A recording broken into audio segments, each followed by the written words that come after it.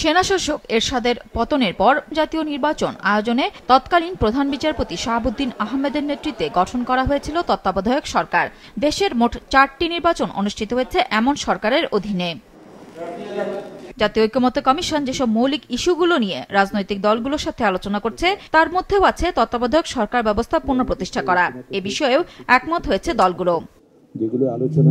রাজধানীর foreign service একাডেমিতে 15তম দিনের আলোচনায় মতভেদ দেখা দেয় তত্ত্বাবধায়ক সরকারের প্রধান উপদেষ্টা নিয়োগ কিভাবে হবে সে বিষয়ে। এ বিষয়ে সিদ্ধান্ত নিতে দলগুলোকে আরও একদিন সময় দিয়েছে কমিশন। তৃতীয় বৃহত্তম রাজনৈতিক দল তারা যে ইনক্লুড করার প্রস্তাব করেছে, এটা সংজ্ঞা কি হবে? কোনো কারণে ঐক্যমত্য প্রতিষ্ঠিত না হয় তাহলে সর্বশেষ অবসরপ্রাপ্ত প্রধান বিচারপতি তাকে প্রধান তত্ত্বাবধায়ক সরকারের প্রধান উপদেষ্টা করবার যে কথাগুলো, এগুলো প্রস্তাবগুলো আলোচনা আছে। প্রধান উপদেষ্টা নিয়োগের ব্যাপারে মোটা দাগে প্রসেসের ব্যাপারে আমরা প্রায় একমত।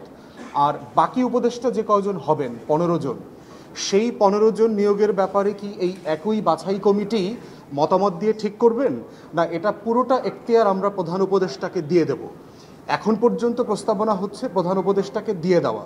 উপদেষ্টা মণ্ডলীর সদস্য হওয়া উচিত এই অন্তর্বর্তী তদারকি সরকারের 11 জনের মধ্যে প্রধান উপদেষ্টা এবং তিনি 6 জন তার উপদেষ্টা মণ্ডলীর সদস্য তিনি এই প্যানেল থেকে তিনি যুক্ত করতে পারবেন। পার্লামেন্টে ইলেক্টেড সকল দলের পক্ষ থেকে আমাদের যিনি তত্ত্বাবধায়ক সরকারের প্রধান হবেন তার জন্য নাম প্রস্তাব হবে।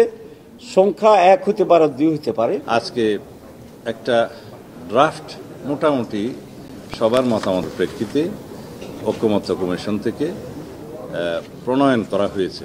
এছাড়া আলোচনা হয় প্রধানমন্ত্রীর একাধিক পদে থাকার বিধান নিয়ে। এটা ওপেন থাকা ভালো, যে দলীয় প্রধান ইচ্ছা করলে প্রধানমন্ত্রিত্ব নিতে পারেন যদি পার্লামেন্টারি পার্টিতে ডিসাইড হয়। টু বি প্র্যাকটিক্যাল, প্রধানমন্ত্রী এবং লিডার অব দ্য হাউস দুটাতেই একজন ব্যক্তি থাকতে পারবেন। 3 জায়গার থেকে 3 ব্যক্তি প্রধান হবেন এবং একই সাথে বিরোধী দলের ক্ষেত্রে যে প্রধান হবেন সংসদে, সেই বিরোধী দলও যেন তার বাহিরের অন্য কাউকে দলের প্রধান করেন। কমিশন সহসভাপতি ডক্টর আলী রিয়াজ বলেন, সংস্কার প্রক্রিয়া এগিয়ে নিতে রাজনৈতিক দলগুলোর সহযোগিতা ও আলোচনার আগ্রহ প্রশংসনীয়। তিনি আশা জানান নির্দিষ্ট সময়ের মধ্যেই জুলাই ঘোষণাপত্র সই করা সম্ভব হবে। কমিশন এখনো এই বিষয়ে আস্থাশীল। কমিশন এখনো মনে করছে যে এই প্রক্রিয়া অব্যাহত রেখে রাজনৈতিক দলগুলোর সহযোগিতা অব্যাহত থাকলে, এবং আমরা মনে করি আমরা জুলাইয়ের শেষ নাগাদ 31শে জুলাইয়ের মধ্যে একটি জাতীয় সনদ স্বাক্ষর করতে পারব। দিনের আলোচনায় রাজনৈতিক নেতারা বলেন, দেশে রাজনৈতিক সংকট চলছে এবং সাধারণ মানুষ একটি ভীতিকর পরিস্থিতির মধ্যে রয়েছে। তাই আলোচনা কালক্ষেপণ না করে দ্রুত জাতীয় সনদ করা জরুরি। রাজনৈতিক দলের কর্মী হিসাবে এটা আমাদের দায়িত্ব। আমরা এখানে বেশি সময় থাকতে চাই না। দ্রুততম সময়ের মধ্যে এটা সমাধান করেন, বা যতটুকু ঐক্যমত্য হয়েছে সেইটা করেই নির্বাচনের দিকে যাওয়া দরকার। নুরুন নাহার বিলি, মাছরাঙা সংবাদ, ঢাকা।